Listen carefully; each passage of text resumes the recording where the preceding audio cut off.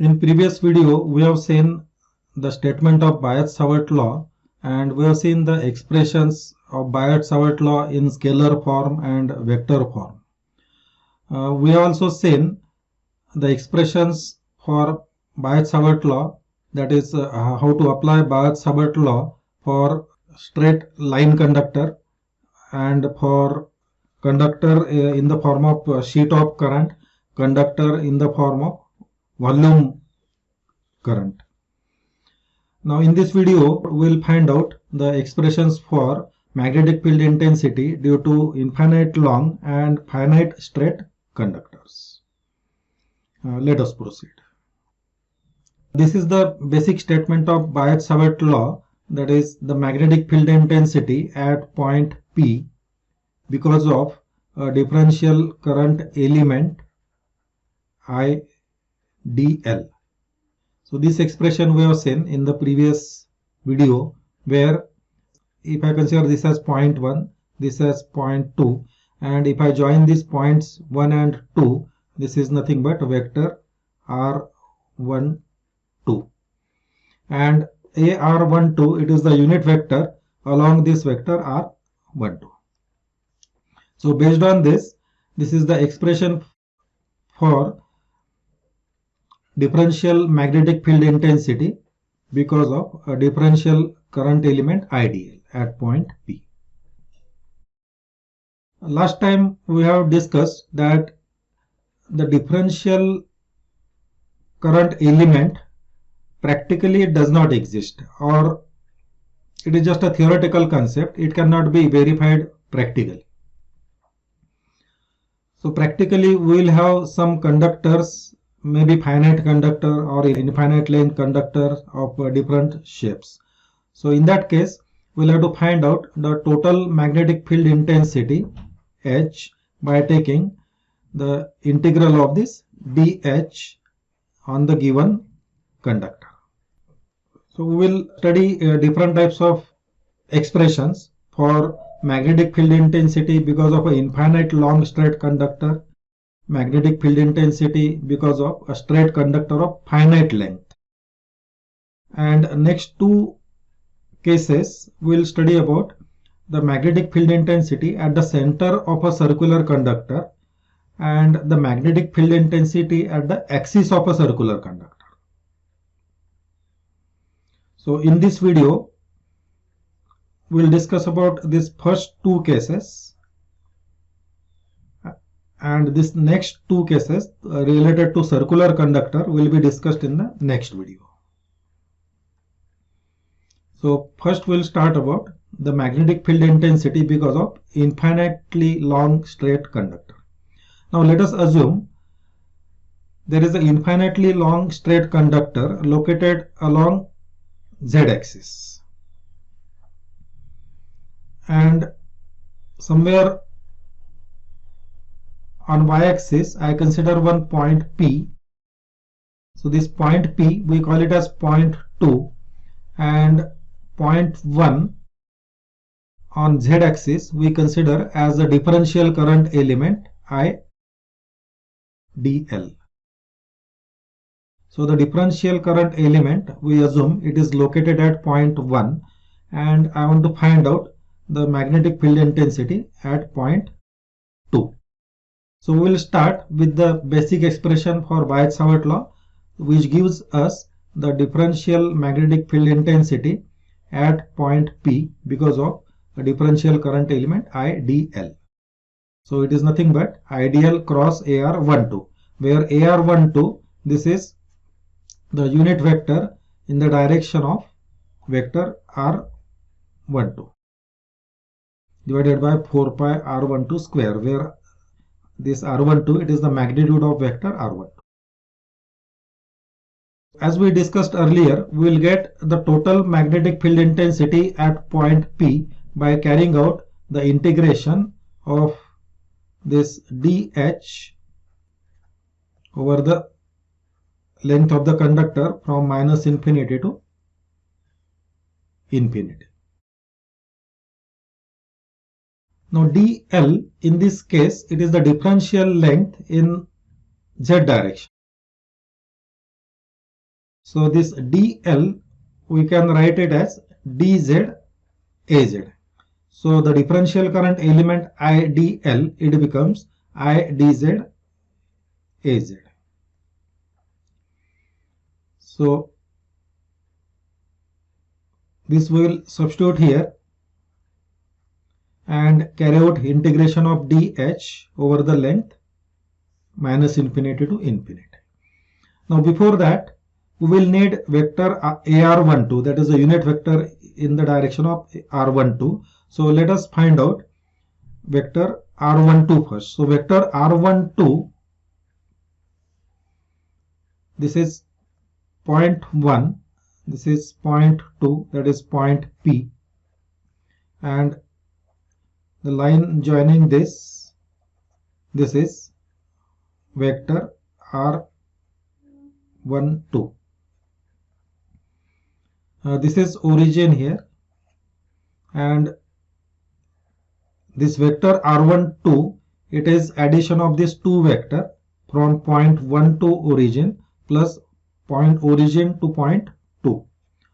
So the distance of point P from z-axis, it is r. Hence this length from origin to this point, it is r AR, assuming cylindrical coordinates, and this length from point 1 to origin, this is minus z az.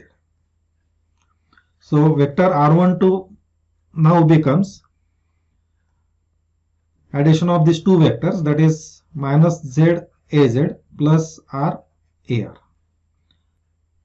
Now unit vector AR12 is nothing but vector R12 divided by magnitude of vector R12. So this is vector R12 is minus, just now we have seen, minus z az plus r AR divided by magnitude of vector R12. So magnitude of vector R12 is square root r square plus z square. So this is unit vector AR12. Now we will need cross product of DL and AR12, which we substitute in the expression for H. Now DL, just now we have seen, it is DZ AZ. So DL cross AR12, DL, it is the differential length in Z direction. So this is DZ AZ. It has only Z component. So the cross product DL cross AR12 is, in terms of cylindrical coordinates, the three components AR, A phi, AZ. Now DZ has only Z component. So Z component is DZ, R and phi components are 0. We substitute this AR12 here. So taking 1 upon square root r square plus z square outside. Now this AR12 has z component and r component. So r upon square root r square plus z square, so that is r here. Then minus z upon r square plus z square, that gives me minus z here. Now solving this r component is 0 because dz into 0 minus 0 into minus z, that is 0. Then phi component becomes minus a phi minus z into 0, that is 0 here, minus r dz, plus az component is 0 because this cross product 0 into 0, r into 0, it is 0. So az component is 0 here. Solving this becomes this negative sign, it becomes positive. So it is r dz upon square root r square plus z square a phi. Now substituting this dl cross AR12 Now this is the basic formula of differential magnetic field intensity as given by Savart law. Now just now we have determined the cross product dl cross AR12. Now we'll substitute for dl cross AR12 this quantity. So substituting this becomes IR dz a phi divided by 4 pi square root r square plus z square plus this r12 square, that is square root r square plus z square raised to 2. So simplifying this gives me r square plus z square raised to 3 by 2. To get h, we'll integrate this dh over the length of the conductor with range minus infinity to infinity. So that will give me the total magnetic field intensity over the entire length of the conductor. So integrating dh, z equal to minus infinity to infinity over the length of the conductor, IR dz a phi upon 4 pi r square plus z square raised to 3 by 2. Now to simplify this integration, we will have the change of variable here. So we substitute here z equal to r tan theta, where tan theta is z upon r. So this z divided by r, we take it as tan theta. So this is angle theta. So substituting z equal to r tan theta, this gives me dz equal to r sec square theta d theta. So we'll substitute this dz here. Then we'll have to find out the new limits of integration using this expression z equal to r tan theta for z equal to infinity and z equal to minus infinity. So as z tends to minus infinity, for z equal to minus infinity, the equation z equal to r tan theta gives me value of theta as minus pi by 2. And for z equal to plus infinity, from this equation, I get value of theta as pi by 2. So these are the two new limits of integration. For z equal to infinity, it is theta equal to pi by 2. For z equal to minus infinity, it is theta equal to minus pi by 2. So substituting these two limits of integration and this new value of dz in the integral. So theta equal to minus pi by 2 to theta equal to pi by 2 IR, and for this dz we are substituting this r sec square theta d theta. So this is substitution for dz, and a phi divided by 4 pi, and z is replaced by r tan theta. So this is r square plus r square tan square theta raised to 3 by 2. So let us simplify this integration. So simplifying this integration, in the numerator r into r, that is r square, and if I take r square outside of this bracket, taking r square common, so this is r square into, so this becomes r cube. So this is r square upon 1 plus tan square theta into r cube. So this r square cancels with this r cube, and taking this r outside of the integration,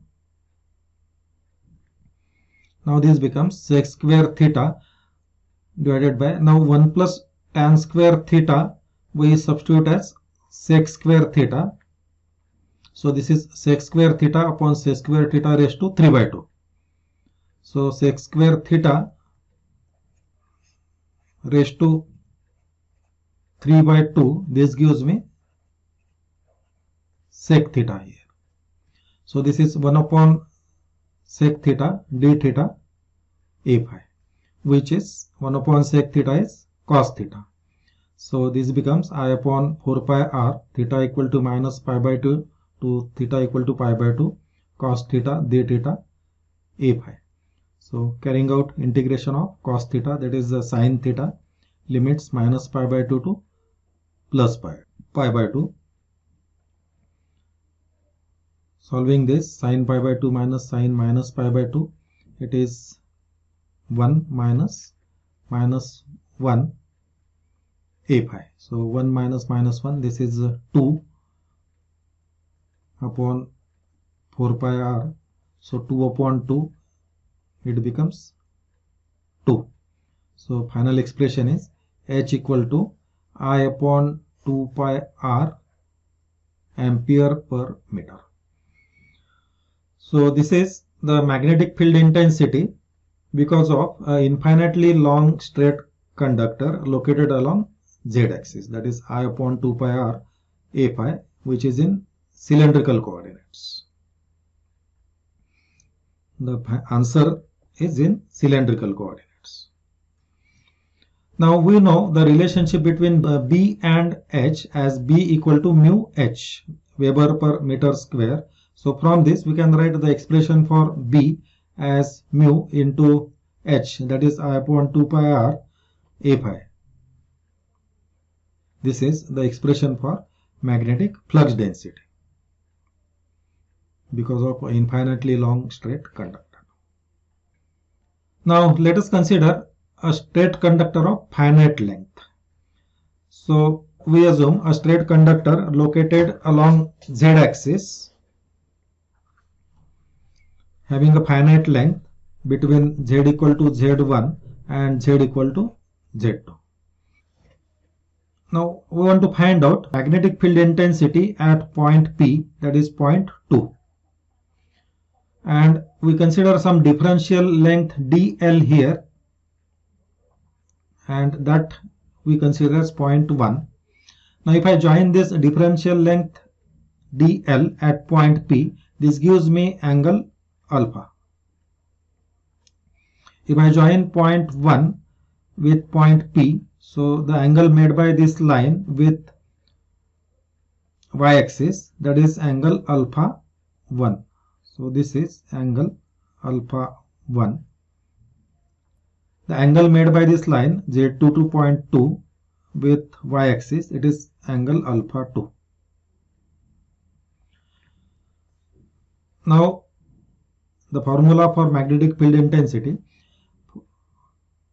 due to straight conductor of finite length is given as H equal to 1 upon 4 pi r sin alpha 2 minus sin alpha 1 a phi, where alpha 2 and alpha 1, these are the angles as we discussed just now.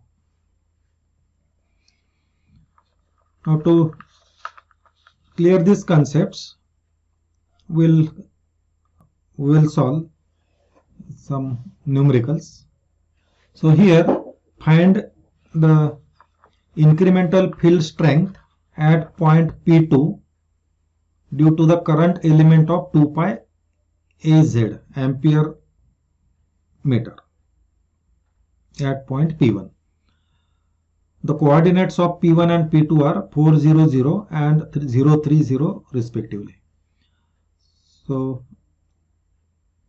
in XYZ coordinates, we represent point P1 as 4, 0, 0, point P2 0, 3, 0, and vector R12 is the vector joining points P1 and P2. Now at point P1, it is given that differential current element of 2 pi Az is located. So here this means I1 dl1 is 2 pi Az. So there is a differential current element of value 2 pi Az ampere meter located at point P1. Now because of this, what is the differential magnetic field intensity at point P2, that we have to find out. To find out this, we will use the basic expression as given by Biot-Savart law, that is dH2 is nothing but, that is the magnetic field intensity, differential magnetic field intensity at point 2. It is dH2. This is I1 dL1 cross AR12, that is the unit vector along vector R12 joining points 1 and 2, divided by 4 pi R12 square. R12, it is the magnitude of vector R12. Now before we start, we will have to find out vector R12. So vector R12 we get by joining points P1 and P2. So vector R12 is 0 minus 4, that is x component, plus 3 minus 0, that is the y component, AY, plus 0 minus 0, AZ component. So this is vector R12. Now AR12, that is the unit vector along R12, this is nothing but vector R12 divided by its magnitude. Now vector R12, just now we have seen, this is minus 4ax, that is the x component, plus 3ay. There is no z component, the z component is 0, divided by magnitude of R12, that is 4 square 16 plus 3 square, that is 9. So this is minus 4ax plus 3ay divided by 5. Square root 16 plus 9, that is square root of 25, that is 5. So AR12. Now I1 DL1, it is given as 2 pi AZ. Before we substitute all these things in the formula, we will have to find out the cross product of I1 DL1 cross AR12. So this is AX, AY, AZ. Now for IDL1, there is only Z component. So X component is 0, Y component is 0, and Z component is 2 pi. For AR12, there is X component and Y component. So X component is minus 4 by 5, and Y component is 3 by 5. Z component is 0. So solving this, now here Z component will be 0 because 0 into 3 by 5 it is 0, 0 into minus 4 by 5 it is 0. So there will be only X and Y component. So Y component is minus 4 by 5 into 2 pi, minus 4 by 5 into 2 pi AY, minus X component, that is 0 minus 3 by 5 into 2 pi. So this is 3 by 5 into 2 pi AX, X component. So substituting this in the formula for DH, this is IDL1 cross AR12. So I take minus 2 pi by 5 common, IDL1 cross AR12. From this, taking minus 2 pi by 5 as common, this is 3AX plus 4AY divided by 4 pi R12, this is R12 square. Magnitude of R12, it is 5. So this is 5 square. Pi cancels, and solving this gives me DH equal to minus 12 AX minus 16 AY nano ampere per meter. So this is the differential magnetic field intensity at the point P2.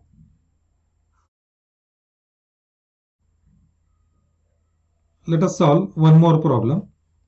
A current filament carries a current of 10 ampere in AZ direction along Z axis.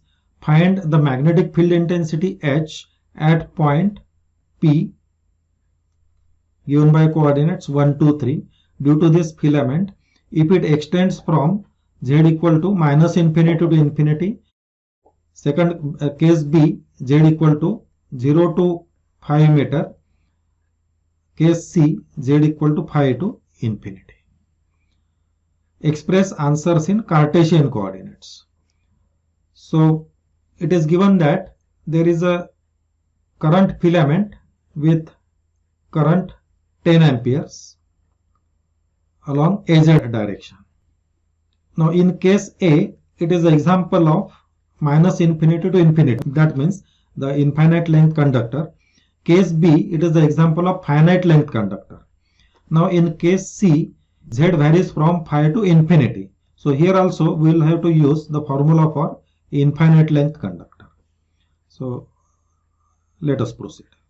Taking the case A first, where Z is equal to minus infinity to infinity. So in this case, for infinite length current carrying conductor, H is given by I upon 2 pi R A pi. So this is the formula for magnetic field intensity because of a current infinite length current carrying conductor of current I. This is phi component, so answer is in cylindrical coordinate, but in the problem it is asked express answer in Cartesian coordinates. So we'll have to convert the answer from cylindrical to Cartesian coordinates. Now current I is given as 10 ampere and we'll have to find out R now. R from cylindrical coordinates is given in terms of rectangular coordinates as square root x square plus y square.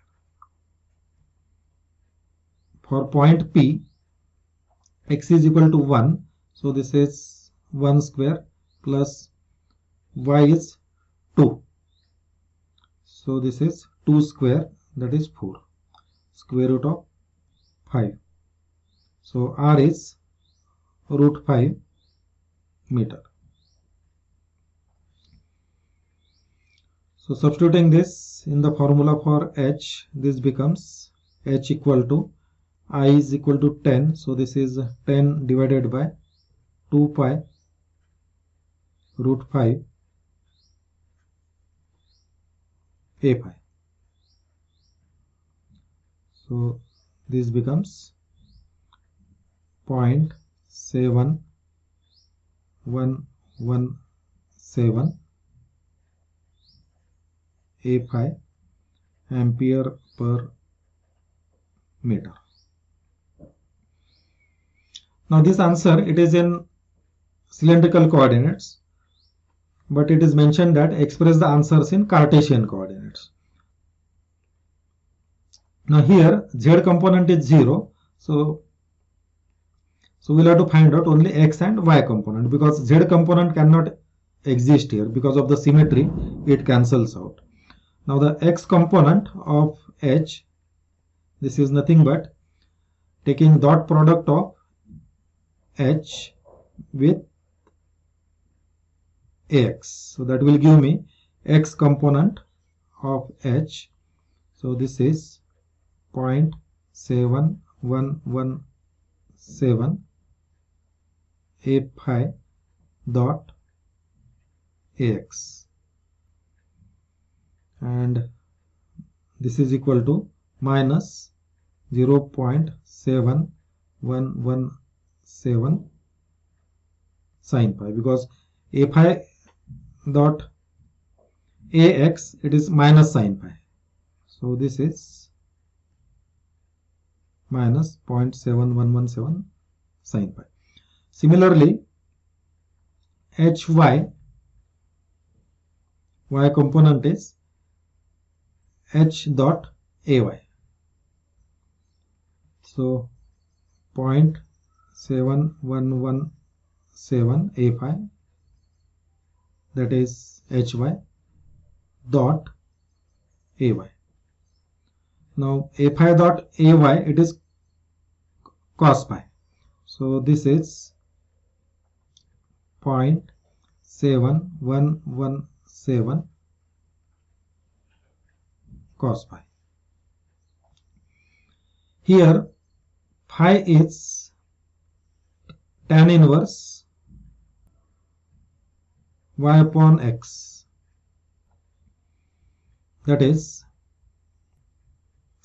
tan inverse 2 by 1, so this is equal to 63.43 degree.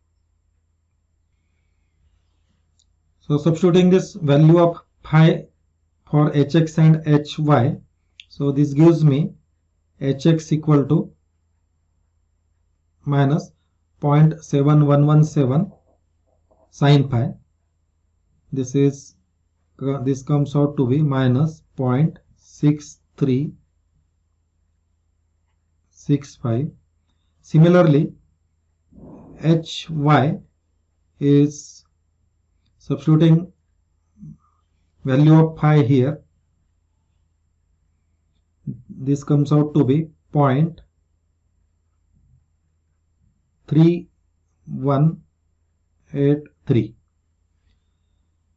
So the final value of h is now minus 0.6365, this is x component, that is ax, plus 0.3183 ay. So this is magnetic field intensity because of an infinite length current carrying conductor, and which is expressed in Cartesian coordinates. Now let us move to the next, that is z equal to 0 to 5. So it is the example of finite length current carrying conductor. So z is equal to 5, z equal to 0 to z equal to 5. So the current carrying conductor of length 5 meter. Now I join these various points with point P, joining origin with point P, join the 5 meter point with point P. Now extending a perpendicular from point P on z axis, so that length gives me, this is length r, and the angle between r and with this OP, that is angle alpha 1, angle between this r and 5 meter 5 P, this line, this is angle alpha 2. So based on this, here we will have to use this formula for h as h equal to I upon 4 pi r sin alpha 2 minus sin alpha 1 a pi. So we will have to use this formula here for a finite length current carrying conductor. So let us determine r, alpha 1 and alpha 2. So r, as we have seen earlier, this is square root x square plus y square,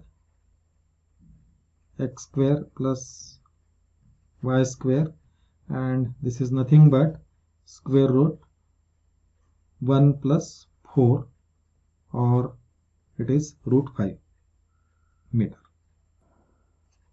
Angle alpha 1 is tan inverse this length r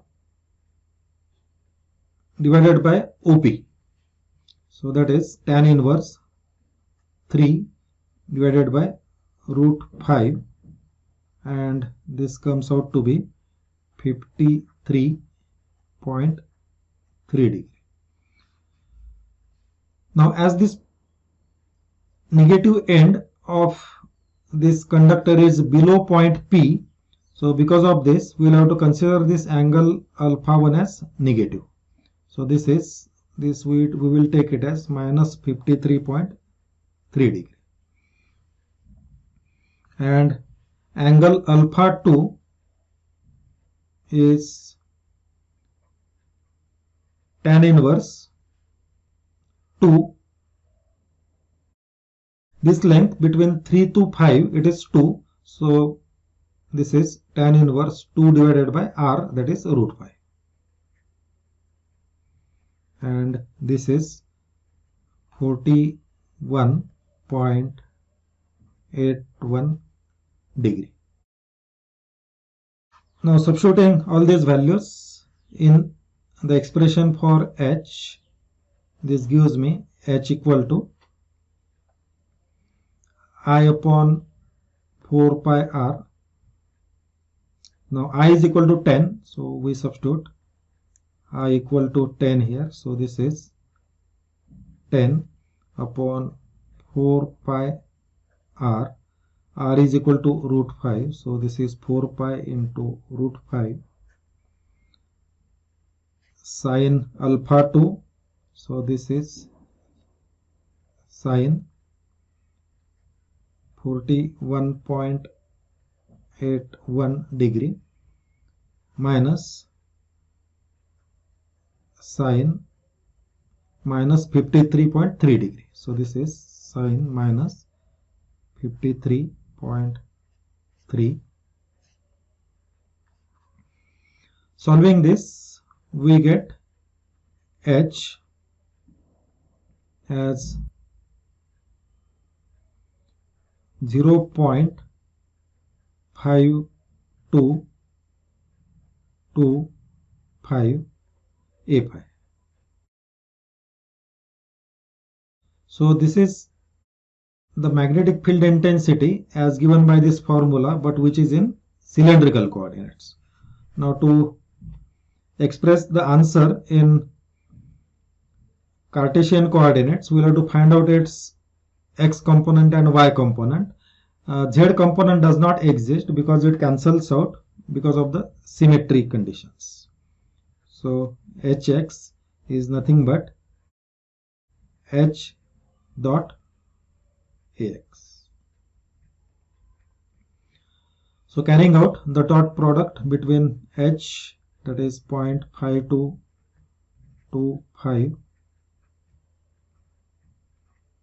a pi dot ax. So this is actually dot product between a pi and ax. So dot product a pi dot ax, it is minus sin pi. So this is minus this is 0.5225 minus sin phi. Similarly, the y component hy is h dot ay, taking dot product of h with ay. So this is 0.5225 a phi dot ay. So a phi dot ay, it is cos phi. So this we get this as 0.5225 cos phi. Now here phi is tan inverse y upon x. Y is equal to 2 and x is equal to 1. So this is 2 by 1. So this is 63.3 degree. So